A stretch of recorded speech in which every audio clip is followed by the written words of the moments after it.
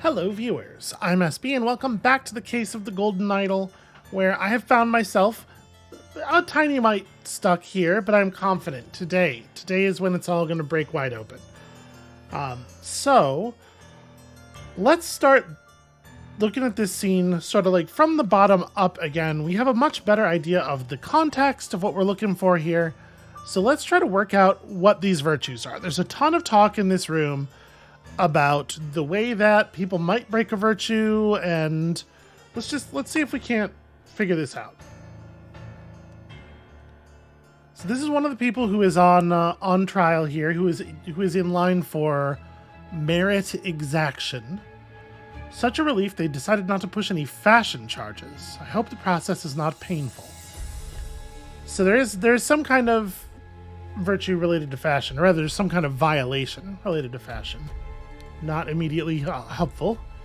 This tribunal is a farce. They spread lies that my pure love is merely lust. And what do they even know about true art? Yes, we know that one of probably the first one, right? One of the virtues has to do with not being lustful. The first virtue is something excessive emotions will be punished. Maybe excessive, what? It could be emotions, lust, and probably lust, right? So it's like some kind of moderation, like a moderation, but specifically a moderation of emotion, which feels... I don't really see a word here. It could just be moderation. The first virtue is moderation. But it seems like it's so specifically about people's feelings that they wouldn't use such a broad word for it. I don't know. We'll keep digging here. I felt it in my bones that I should have drunk less. Now we poor souls experience God's wrath. Is the idea maybe like the first virtue is moderation? It's like no having big feelings or drinking, but you know, don't moderate your wealth or anything, obviously. I don't know. It is a thing of beauty to see order prevail. If it were not against the first virtue, I would feel very happy. Okay, so yeah, excessive emotions. I'll wager you feel the new regime rewards your diligence now. So tell me why I saw you spend more than 3 shillings on new clothes, right? Because you're not supposed to spend a lot of money on clothes. I suggest you lend me money now unless you want me to write up an official report about a 4th virtue breach. So the 4th virtue is the one that is breached by wearing fancy clothes, or maybe buying fancy clothes, because we definitely know that what's his name, Keen's ridiculous hats are part of the evidence that has been used against him, right? Let's go ahead and I'm going to throw the word moderation in here, and excessive emotions definitely seems to be a problem. Moderation just does not feel like the right word. That word is way too broad for the narrow thing that seems to be a work here. Labeled a protocol as being on Thursday, even though it was Wednesday. That's against one of these virtues. Took a double-length lunch break in the office. This is probably like a laziness thing. Sloth.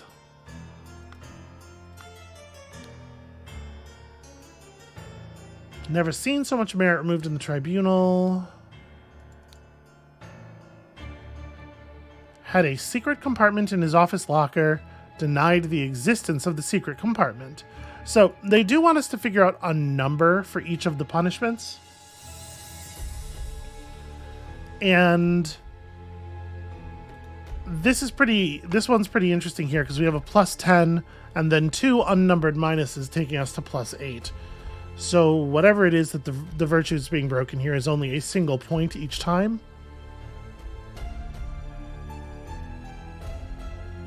So this one is having a secret, this one is lying. They're probably violations of the same virtue, right?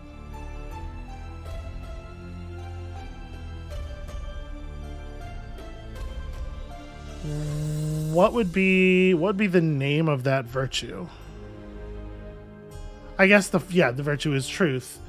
lies, secrets, and something are punished. But what? What is the third thing here that would be a violation of truth?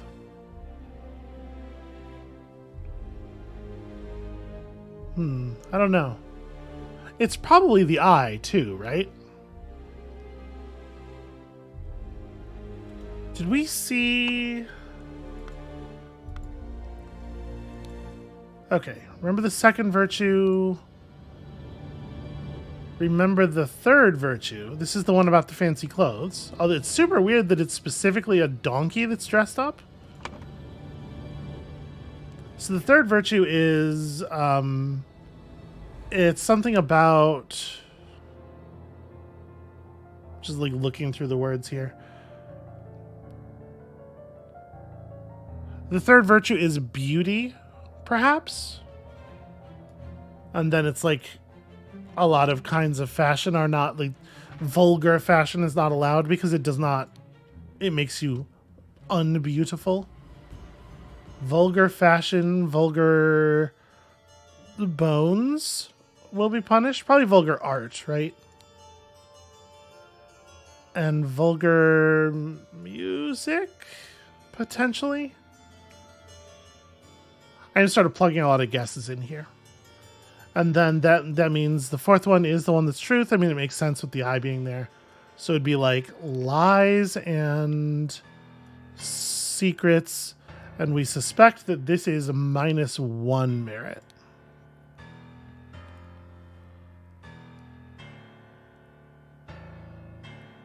Okay.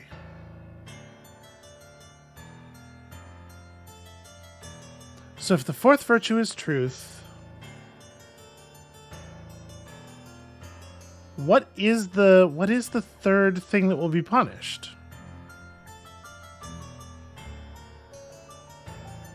None of this stuff really seems like a violation of truth. Prince of Dusk, like night I am dark and full of terror. I do not fear love, do not make that error. When you know my name, just look from my face. I have no idea what the end of the rhyme might be. Also, is this a poem that he was writing, or...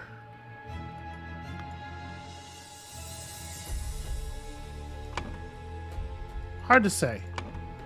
At work, mistakes, sloth will be punished for sure. That's what that poster was trying to get across to us. Sloth, and like, where does untidiness go? Untidiness is probably a second virtue violation, right?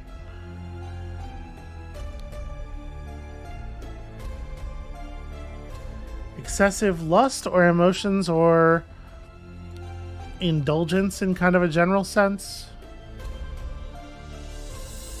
And then that does not leave a lot of things that could go here. Literature? It's like literature, francs, souls, and bones are the ones we haven't used yet. And idle, I guess, but... Alright, let's keep looking here. What are we talking about up here? Alistair, do control your emotions. We as arbiters of order must never violate the first virtue. Fair enough. Must regretfully inform you that during your absence from party business, your senior assistant, Daniel, has demonstrated extreme untidiness and thus breached one of the virtues. How dare he? Fucking Daniel, you know? I don't feel like we can make a guess yet at how the negative value is accrued across those. What are you insinuating, James? I would never breach the fourth virtue. You know damn well that I keep no secrets, which is okay. It's in line with the thing we've written here. Slapped a sergeant in anger, listened to marching music in his manner. How dare he? Altogether worth -9 merit. Seems pretty serious. Writing to inform you that our regiment's colonel has been seen with another officer's wife in a potentially intimate situation, which seems like a potential flouting of the first virtue, which is just lust. Yeah. That's not anything new.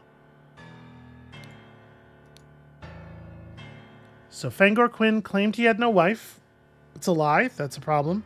Has a painting depicting a naked person in his house, which we're to take as vulgar art, I guess. Broke his wife's favorite teapot in anger. That's a failure of the emotions thing. And was observed spending a night with neighbor's wife, which is, yeah, okay. That is to be the lust thing. So that all falls in line with what we know so far. Walter Keane flirted with married women, which is not really against any of the things here. I mean, listen, flirting, the presence of flirting does not necessarily mean that there's much emotion or much lust going on. Some people just like to flirt because it's fun. Wore ridiculous headgear at 5 public events. Claimed he had not betrayed High Arbiter Lazarus during his ritual of ascendance, which we assume is a lie. Held a dinner party a few years ago where he offered large amounts of wine to his guests. That's an indulgence failure. Got angry during the questioning and shouted at the High Arbiter. That's an emotions problem. Revealed the whereabouts of his hiding fugitive dissident daughter, Mary. Not really a success according to a virtue necessarily, but he did what the dominant power structure wanted, and it will be rewarded for that. Left work early, drank excessive amounts. That's diligence. Indulgence. Approached a married woman with an indecent offer. Denied 4 times during these questionings that during questioning that he had done these acts, which is either a lie or, not, and I'm sure they don't really care. Has not held down a job since the new regime, which is a failure of diligence. Claims he works in his castle, helping his servants clean it. Liar. Possesses 15 books kept in his library. Literature. Expressed willingness to donate his castle to the party, which is a big deal. So yeah, literature is supposed to be one of the violations, but I guess it could be, you could argue, I suppose, that, wow, I'm actually kind of surprised by that. You could argue that fiction is a violation of the idea of truth. I might argue that it's not. If the fiction is not representing itself as a true story, then it's not really a violation, but okay. Clearly, they disagree. And Gideon here has an outrageous hairstyle, broke down in tears 10 times during questioning, too much emotion, has refused to start working, rejected the High Arbiter's request that he share information of a secret entrance to the castle of his cousin, the Sovereign. That's maintaining a secret. Okay, so we understand now, better at least, the things that are going on here. And now that we know how these group, we can probably start figuring out the merit stuff, the precise numbers. So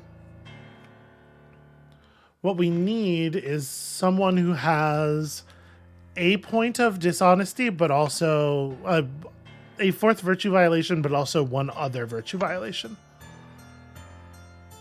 So, kept the book Legacy of the Rose Dynasty in his study. That's a literature violation, which is only -1 point, which means that the excessive alcohol here has to be -7.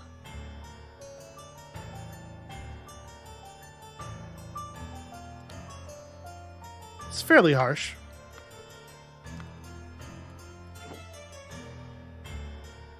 Okay, you have some stuff here. Labeled a protocol as being on Thursday, even though it was Wednesday. Maybe the idea is that that's a lie. It could be a lack of diligence as well, though. Hold on, we'll come back to you. You also had a book. All right, you were the one who was the reason we determined that the lies are only -1. Does anybody else have...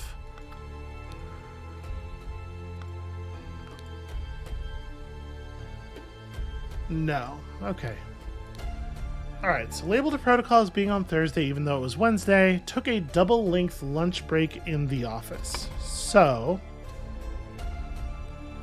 that's a sloth failure and It's probably 2 second virtue failures.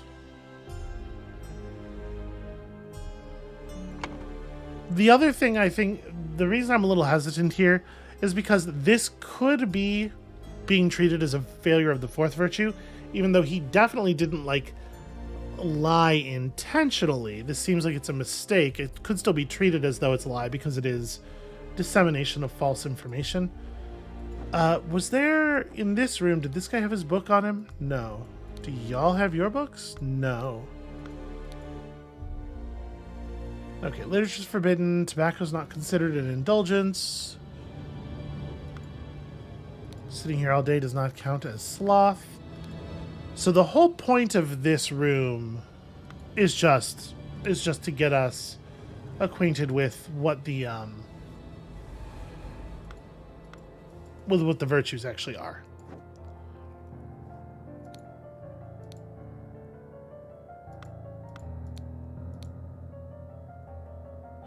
So you've got a third virtue violation and a first virtue violation. So from this, we can get that a third virtue violation is -2 then. Yeah.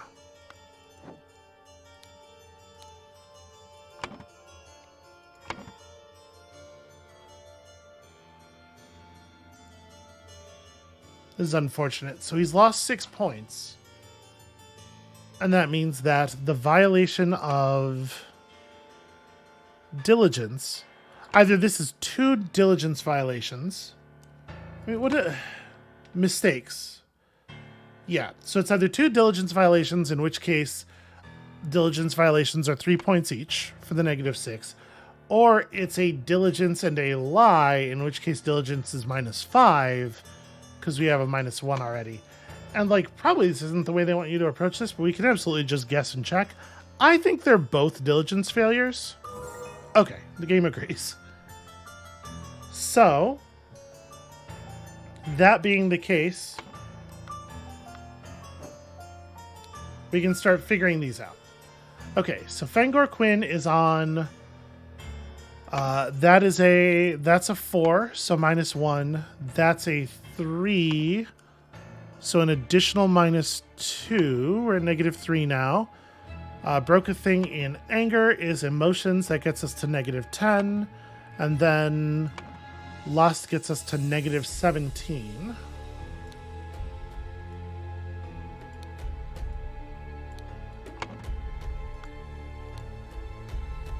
Walter Keane. This is going to be... See, I don't know if this is probably 3 violations, right? We'll call that -21. Ridiculous headgear is this thing, so another 10, so -31. And then this is a single lie, so -32, perhaps? It feels like a pretty significant lie. Okay.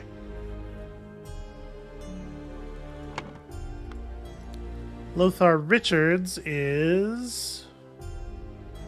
Gosh, years ago.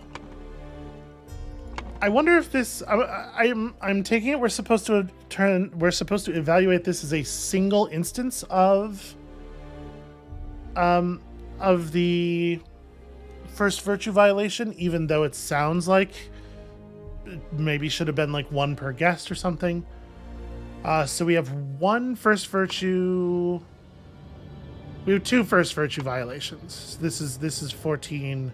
So Lothar is actually +1. If I'm reading this correctly. And then Josh Bailey. So failures of diligence are 3. So that's -3, -10, -17... -24, -28, I think.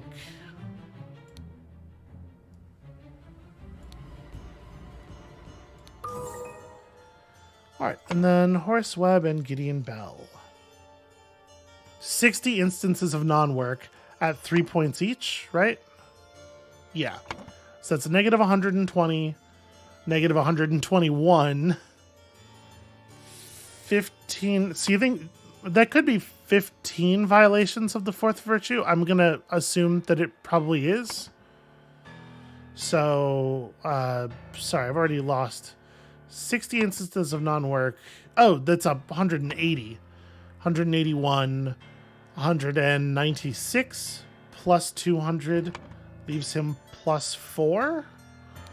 And if we end up getting this box wrong, then it probably means that I was supposed to interpret the literature thing as a single count. Pardon me. What a moment to get the hiccups. Okay, outrageous hairstyle is fashion. That's -2. Broke down in tears 10 times during questioning. I mean, that's pretty harsh, right?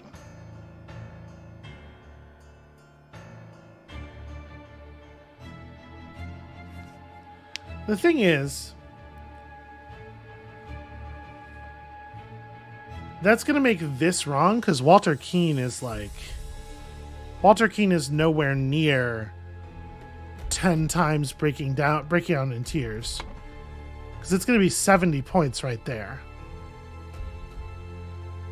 Refused to start working 5 times, so that's 85, 87, and then secrets. That seems like -88.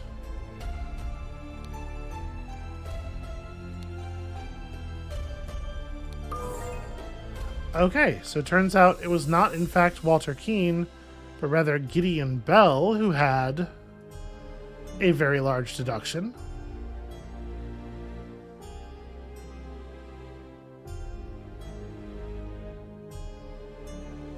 But it sure seems like, I mean, the body down there is not Gideon's. It's Walter's, right?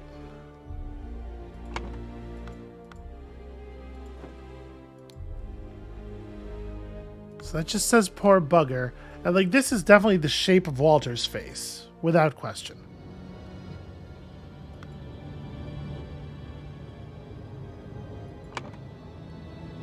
So maybe it is supposed to be Walter Keane is judged to have the largest something other than merit, maybe like specifically one of these virtues. The thing is, he really didn't get all that many points of anything, really. It's Gideon is the one who fucked everything up.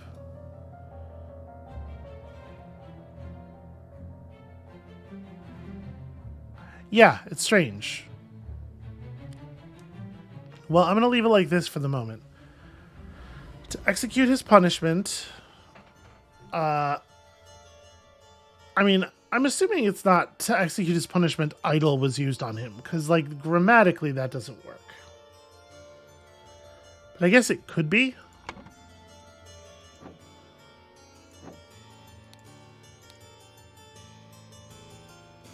I know I figured this out last time, but I do not remember. Let's jump back out of this real quick. Hold on. It's sideways T, the O with the lines. Okay.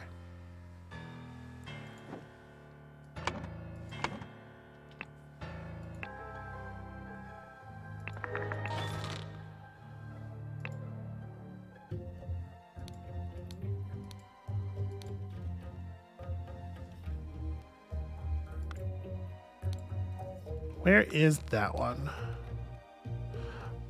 Right.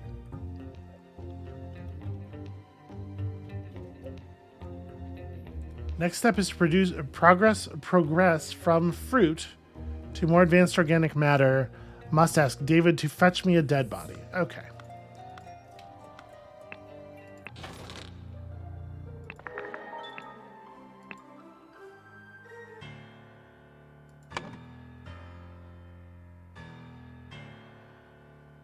So it could be a lot of things. It's probably not bones. If that use of the idol had anything to do with bones, they wouldn't be practicing it on apples. I mean, it kind of seems like the idol might have been used on him. And he lost, I don't know, let's say 88 years? This doesn't seem right. That is right. Okay. The young Duke, Gideon Bell, was judged during the tribunal to have lost 88 merits. The High Arbiter of the party used the idol to decrease Gideon's youth by 88 years, thus making him 108, which resulted in his death. So first of all, you cannot decrease someone's youth by a number of years. Like, they made this one a little trickier because they intentionally made the grammar of the final sentence really bad. That feels like it's kind of outside the spirit of the puzzle. To execute his punishment, idol was used on him is just wrong, right? And the idea that he lost 88 years, his youth was decreased by X years, it's conceptually fine, but this is an insane way to word this. I wonder if the developers are maybe... I didn't look, but I wonder if the developers are maybe not primary English speakers, because that's the only way I can imagine something like that having happened. And then they just... like, it almost reads like a Google Translate, right? The slight delay in the peaceful march to the king's castle. Let's have a look at this.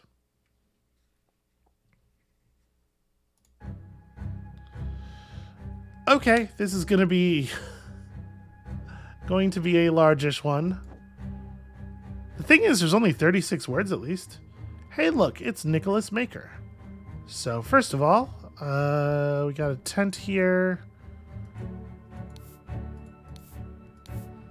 Let's just grab ourselves a bunch of words. I'm sure we're going to have to come back to this map later. A statuette of Lazarus Hurst, who seems to be on the rise pretty quickly here. Some poison. Lazarus, you took 32 things from me. I demand you return them. If you refuse, I will make the story of your true origins known to the other party leaders. At 11:30 on May 15th, meet me at the place the idol was stolen from our brotherhood and poor Willard Wright met his death. Come alone and bring proof, something personal of yours, to give to the veiled woman. Tie your reply to the pigeon and release it from the cage. It will find me. Interesting. And here we have a book. Walter Keane, ambitious and inventive, but treacherous, as many smart people are. James Turner, greedy and hedonistic, requires constant material motivation to cooperate. Alistair Coke, pompous and vain, but being a military man, is ready to obey and ready to kill. Nicholas Maker, cowardly but dutiful, useful up to a limit. And of course, David Gorin, since his success at the Mermaid Inn has proven to be a resourceful and discreet professional. That's the best kind of professional. So this is Lazarus's tent, I would assume. This is the cage that was delivered to him that he released the pigeon from. Stole 32 things from me, huh? Yes, Comrade Lazarus has not returned for several hours. Comrades Alistair and James have gone to find him. If they do not return, we will organize more search parties to find the lost. Just sending good people after bad.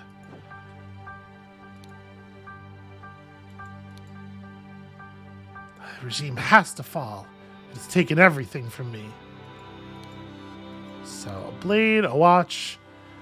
1795, May 15th, Capitol Route Morning Report. At 8, a newfangled insurrectionist carriage passes by. At 8:30, an individual in the insurrectionist uniform passes by on the new two-wheel contraption. 10:15, 2 individuals in insurrectionist uniforms pass on horses.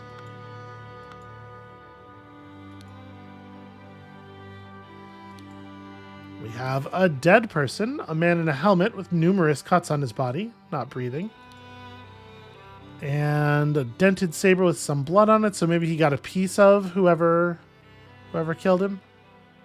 Can I examine your hand? No, I'm not allowed to. It kind of looks like he's holding something, doesn't it? So this way to Belchester Castle, Blackfields, Crow Towers, Woodshires. This way to the capital. That way to Port. I'm a big fan of Port. We'll head in that direction. Gosh, there are a lot of people not doing so hot here. Oh, I recognize that voice. It is you. Isn't it poetic that you have fallen for the same trap as you did all those years ago? Strawmen are your bane. Okay, the musket's empty because it has been used recently. And this guy is a Dark Hand Steward? You will find me in the place where we two first met. There we can talk. Interesting that he has an empty pistol on hand. Wonder why.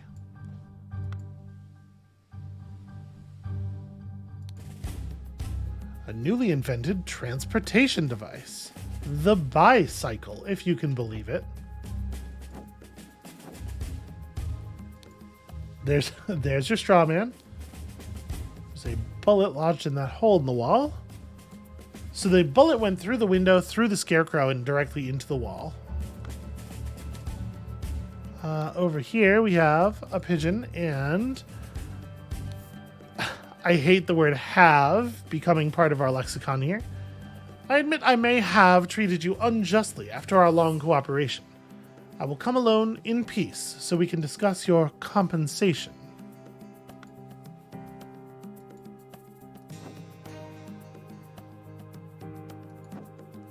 I think we saw everything there is to see there. What is this? Huh. This horse inexplicably has the seal of that sailing company. I have some small but pressing business to attend to at the property of our late brother Sebastian, the previous Proud Beast steward. I will be back at the camp for our 10 o'clock strategy meeting as planned. A bit concerning to see a message like that basically just taped to the side of a horse that seems to be running wild. Dear husband, you are so brave, and you have been drinking since early this morning. But what will we do now? What if the evil government men find us? So we have a couple of notes here. Become the pure flower that I know you could be for me. Edmund Cloudsley. Dear Mary, I know where your unworthy mate is hiding you. Soon I will free you from his dirty paws and ship him to colonies. While I will put you on a pedestal of sweetest praise, and you will become my ideal wife. Okay, Edmund coming on strong. Ah, yes, and here's Peter Batley's thing. My Uncle Cloudsley died in some robbery, and my Uncle Edmund Cloudsley died in some robbery, and I am rich. Now your father will see me for the man I am. That's Mary. She keeps it right next to this drawing to remind her never to go for that. Worry not and continue the feast, wife. Nothing can stand in my way. I will kill our enemies wherever we go. Apparently she did, in fact, fall for it. Or choose to stand for it, I guess. Over here, we got a boat. What is missing one of its cannons, but that's actually the only thing about it that's interesting. Ah, yes, this I recognize. All those order rats sneaking around here. No, this is no good. I hope they'll just blackmail me and bugger off. Alright, still can't actually take personal advantage of the keys. Ada Baker's taken the Dandelion room. Walter Knott has taken the Forget-Me-Not room. Oops, that's not really what I wanted. Do you think they'll try to kidnap the king? Me and my employer are getting out of this blasted country. Everybody has Edmund's stuff. I have instructed him to arrive at around 11:30. Most likely he will be in Order Party uniform. If he comes alone without any backup outside, approach him. If he gives you something that belonged to the one who escaped your tonic, you may proffer him the instruction slip I gave you. Conceal your face. He may recognize you. Well, now that's interesting.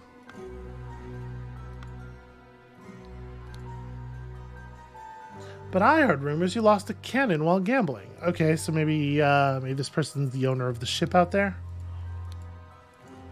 Everybody's got a little knife on them, you know? Nonsense. I'm not an idiot. But real men like us could beat those order party ninnies even without any weapons.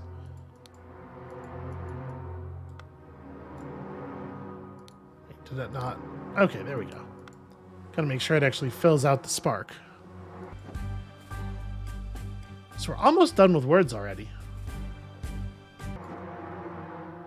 Oh, hey, I recognize this area. What is going on over here? A pile of mangled and burned corpses. Okay, it's totally what it looked like. Also, a cannon sort of pointed. Interesting. Wait, is there anything else? No. No, there was remarkably little utility to coming in here.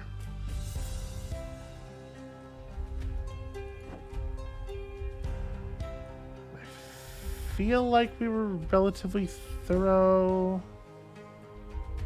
Oh, here's a place where I haven't filled in the spark yet. Why are you not working, you worthless piece of garbage? I'm doing the same thing I saw Lazarus do during the merit executions. There's our two words, golden and idle. So he's got it in consume life mode. He's going to need to flip the first symbol at least before he can actually get anything done. And that knowledge does not seem to be forthcoming.